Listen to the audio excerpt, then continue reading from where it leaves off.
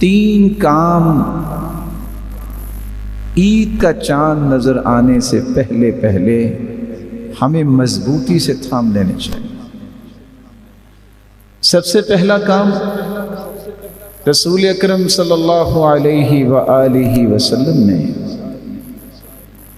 جب سیڑھی پہ قدم رکھا تو آپ نے آمین کہا، پھر دوسری سیڑھی پہ قدم رکھا تو پھر آمین کہا، پھر تیسری سیڑھی پہ قدم رکھا پھر آمین کہا۔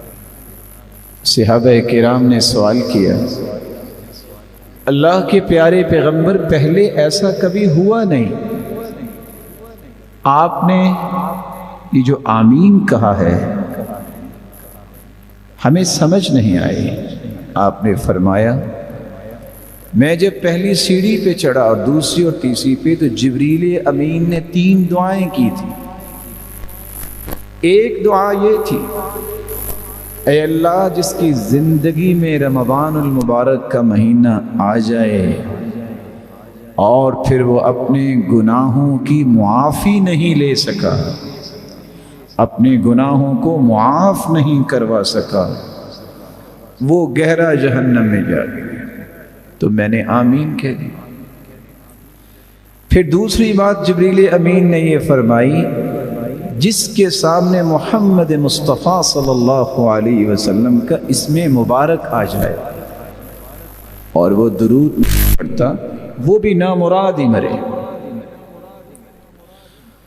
اور تیسری آمین میں نے اس وقت کہی جب جبریل امین نے یہ کہا، اے اللہ جس کی زندگی میں والدین دونوں یا ایک بوڑھے ہو جائیں اور ان کی خدمت کر کے وہ جنت نہیں حاصل کر لیتا، یہ بھی مراد ہو، یہ بھی بے مراد ہو، تو میں نے اس پر بھی آمین کہا۔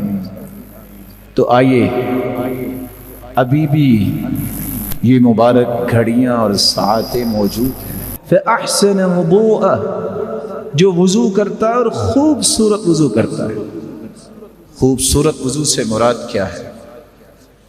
میں ہاتھ دھو رہا ہوں، مجھے یہ یقین ہونا چاہیے کہ میرے ہاتھوں کے گناہوں کو اللہ نے دھو دیا ہے۔ دل لگا کے میں ہاتھ دھوتا ہوں، جلدی سے نہیں۔ میں جب اپنی انگلیوں کا خلال کرتا ہوں تو حدیث کی روشنی میں ان جگہوں میں چھپے ہوئے ناخنوں کے نیچے بھی جو گناہ ہیں اللہ اسے بھی معاف کر دیتے ہیں۔ چہرے کو دھوتا ہوں تو اس تسلی سے دھوتا ہوں کہ آنکھوں کی پلکوں کے نیچے حتی تحت اشفار عینی اللہ ان گناہوں کو بھی معاف کر دیتے ہیں، دھو دیتے ہیں۔ اچھا وضو کرنے کے بعد 2 رکعتیں پڑھی جائے،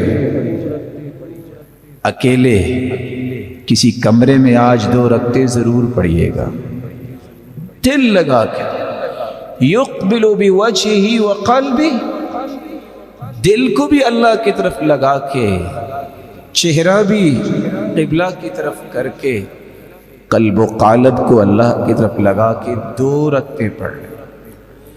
2 رکعتیں پڑھنے کے بعد لا يحدث فیہما نفسہ، ان 2 رکعتوں کو پڑھتے وقت دنیا کا کوئی خیال نہیں آنا چاہیے، کوئی اور دل میں بات نہ لائیے، سوچ کے پڑھنا میں اپنے رب سے کیا کہہ رہا ہوں، سوچ کے پڑھنا کہ سبحان ربی الاعلی اور سبحان ربی العظیم، میں کتنے عظیم اور بلند و بالا رب سے ہم کلام ہو رہا ہوں۔